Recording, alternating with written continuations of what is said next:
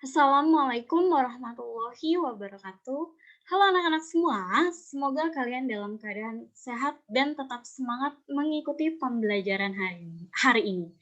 Hari ini, sebelum kita masuk kepada materi pertemuan hari ini, saya akan menyampaikan atau saya akan membahas kuis yang keempat terkait dengan teks prosedur yang pertemuan minggu lalu sudah kalian kerjakan. Kita akan bahas terlebih dahulu bersama-sama, baru kita akan melanjutkan materi pada pembelajaran hari ini. Nah, perhatikan kutipan teks prosedur berikut.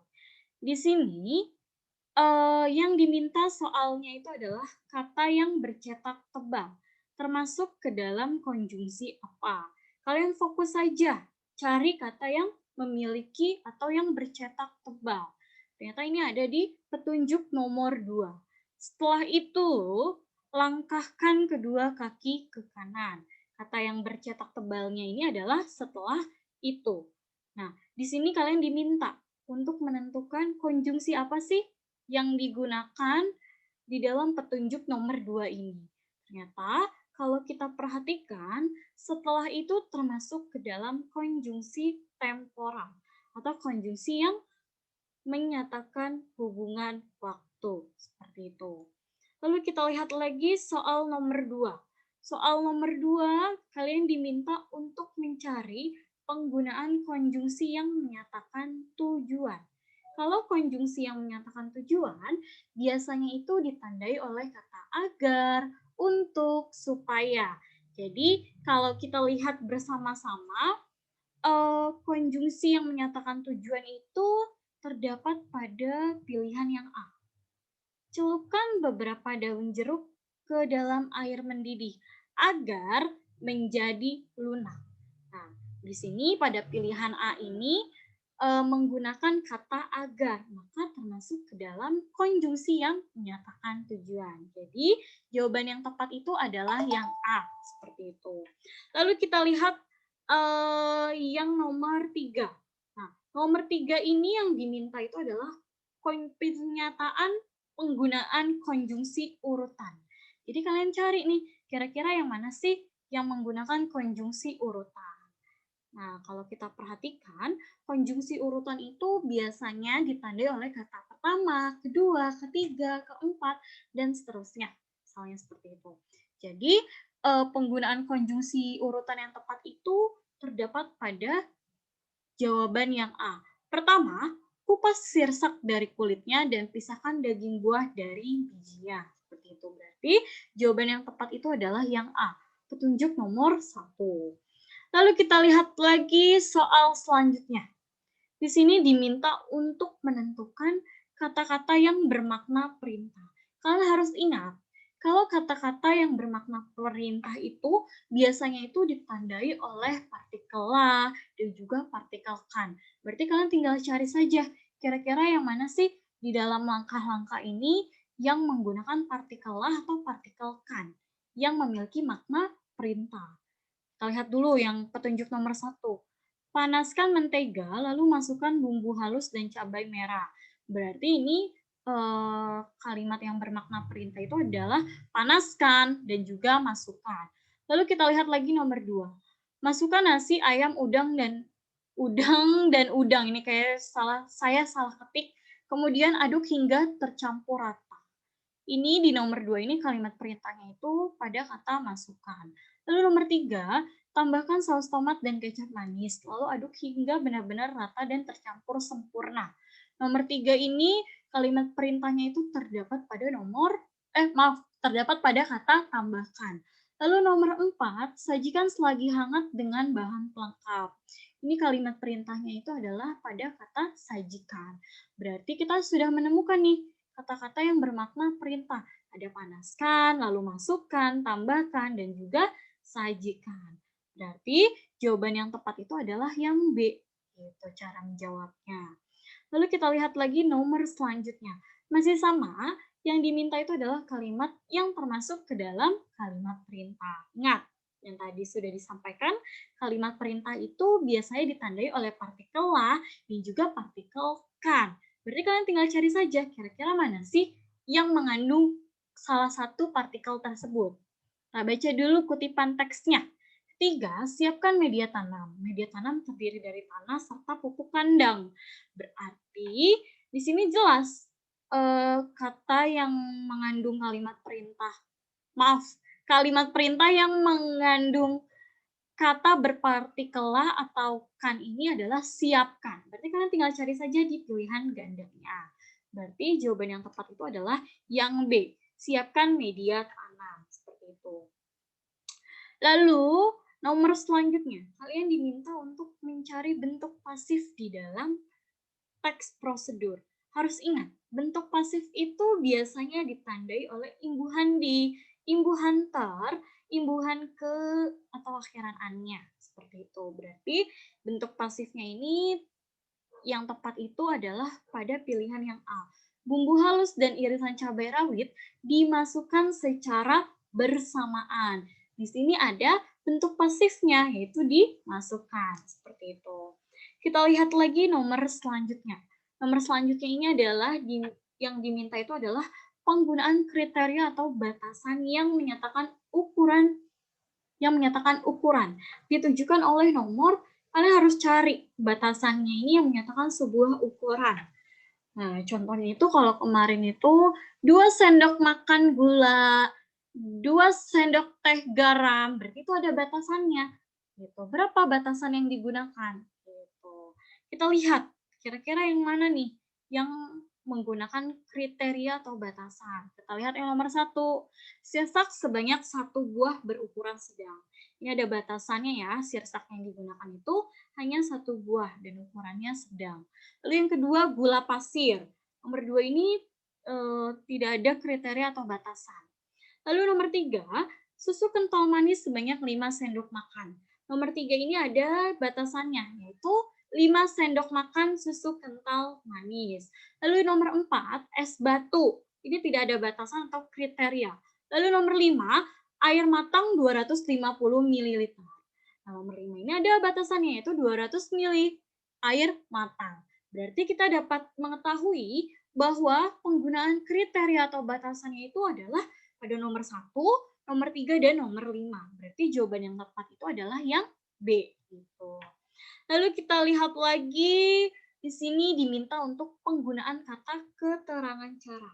Kalau keterangan cara ini berarti kalian cari kata yang menandainya, yaitu dengan dan juga secara. Tapi harus ingat, kalau keterangan cara ini biasanya itu untuk menyatakan bagaimana subjek itu melakukan suatu kegiatan atau suatu tindakan. Seperti itu. Berarti kita tinggal cari terlebih dahulu yang ditandai oleh kata dengan atau secara. Oke, yang menggunakan kata dengan itu hanya yang C. Gunakan pisau tersebut dengan hati-hati. Nah, berarti yang C ini adalah termasuk ke dalam kata keterangan menyatakan cara. Berarti bagaimana si subjek ini melakukan kegiatannya, bagaimana si subjek ini menggunakan pisau. Itu caranya itu adalah dengan hati-hati seperti itu. Lalu selanjutnya itu adalah kalian mencari penggunaan kalimat saran. Nah, kalau kalimat saran biasanya itu ditandai oleh kata sebaiknya, seharusnya, kita dapat gitu. Dan yang tepat itu adalah jawabannya itu adalah yang B. Lapisi seluruh bagian luar botol dengan cat. Sebaiknya gunakan cat berwarna putih. Nah, ini termasuk ke dalam kalimat saran di dalam langkah-langkah teks prosedur. Jadi jawaban yang tepat itu adalah yang B. Lalu nomor selanjutnya, yang diminta itu adalah kalimat yang berisi larangan. Kalau kalimat yang berisi larangan berarti kalian cari kata yang menandainya seperti jangan, hindari, gitu. Berarti yang tepat itu adalah yang D. Jangan buka aplikasi sampai pembacaan kartu benar-benar selesai. Di sini ada kalimat larangan karena ditandai oleh kata jangan. Ya, seperti itu. Lalu kita lihat lagi kuis yang kemarin pada bagian yang B. Nah, pada bagian yang B ini, kemarin yang diminta itu adalah untuk nomor pertamanya itu atau nomor 1 ini adalah jenis teksnya ini apa? Lalu kira-kira tujuannya itu apa sih? Gitu. Nah, teks ini kalau kita perhatikan termasuk ke dalam jenis teks prosedur cara membuat. Kenapa cara membuat? Karena jelas ada produk yang dihasilkan. Produk yang dihasilkan itu apa? Manik-manik vas bunga. Lalu ada alat dan bahannya yang digunakan itu apa saja. Berarti jenisnya itu adalah teks prosedur cara membuat, maka tujuannya itu apa? Tujuannya itu adalah untuk memberikan instruksi, untuk memberikan informasi terkait dengan apa? Langkah-langkah cara membuat manik-manik vas bunga dari botol plastik bekas, seperti itu. Lalu kita lihat lagi dari strukturnya. Kita harus tahu strukturnya ini kira-kira lengkap atau tidak. Kalau kita perhatikan, struktur dari teks prosedur cara membuat ya. Kalau struktur teks prosedur cara membuat itu kita ingat-ingat kembali. Teks prosedur cara membuat dikatakan lengkap jika terdiri dari satu tujuan atau pendahuluan. Lalu yang kedua itu ada alat dan bahan. Lalu yang ketiga itu ada langkah. Dan yang terakhir itu ada simpulan atau penutup. Jadi kita lihat nih, kira-kira apakah teks prosedur ini lengkap atau tidak? Kita perhatikan dulu. Adakah tujuan atau pendahuluannya? Ada ya. Ini adalah bagian tujuan atau pendahuluan dari limbah botol sampai botol bekas. Lalu kita lihat alat dan bahannya. Ada ya, alat dan bahan nih. Alat dan bahan. 1 sampai 4. Lalu langkah-langkah. Dari langkah-langkah sampai nomor 5. Lalu pada bagian simpulan atau penutupnya ini tidak ada. Berarti teks prosedur ini termasuk ke dalam teks prosedur yang memiliki struktur tidak lengkap. Karena strukturnya itu hanya terdiri dari tujuan atau pendahuluan, lalu alat dan bahan, dan juga langkah-langkah. Seperti itu ketika diminta untuk menentukan lengkap atau tidaknya suatu teks prosedur. Oke, selanjutnya kita lihat lagi. Ini ada penggalan teks prosedur. Yang diminta itu adalah struktur teks apa sih? Struktur teks bagian apa sih di dalam teks prosedur? Ini jelas, ini termasuk ke dalam struktur teks bagian pendahuluan atau bagian tujuan. Karena di sini ada pengantarnya ya, atau pendahuluan dari si teks tersebut. Lalu selanjutnya ini termasuk ke dalam struktur teks bagian alat dan bahan. Ya, karena jelas ini adalah termasuk ke dalam alat dan bahan, meskipun tidak dikelompokkan antara alat dan juga bahan. Lalu selanjutnya, kalian diminta untuk mengelompokkan mana yang termasuk alat dan mana yang termasuk bahan. Kalian ingat-ingat saja, kalau bahan itu adalah sesuatu yang mudah habis gitu. Kalau alat itu adalah sesuatu yang digunakan.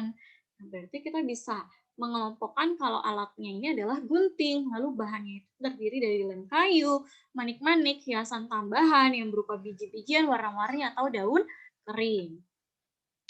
Lalu selanjutnya ini termasuk ke dalam struktur bagian langkah-langkah. Karena jelas, ini merupakan tahapan-tahapan yang dilakukan dalam membuat manik-manik vas bunga. Ya, langkah pertama apa, kedua, ketiga, sampai langkah yang terakhir. Seperti itu.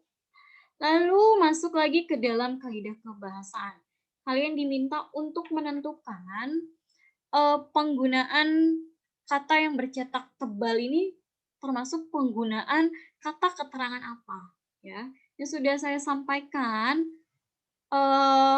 kalau penggunaan kata dengan, lalu dengan menggunakan termasuk ke dalam kata keterangan alat. Berarti jawaban ini adalah penggunaan kata keterangan alat. Dan ada alat yang digunakan. Nah, contohnya nih, potong botol plastik dengan menggunakan gunting. Berarti ada alatnya. Alatnya itu apa? Alatnya itu adalah berupa gunting. Lalu selanjutnya, lumurkan seluruh permukaan dengan lem. Ini juga termasuk ke dalam penggunaan kata keterangan alat. Lalu selanjutnya ada kata lumurkan dan tempelkan. Kalian harus ingat-ingat betul penggunaan kata yang bercetak tebal ini.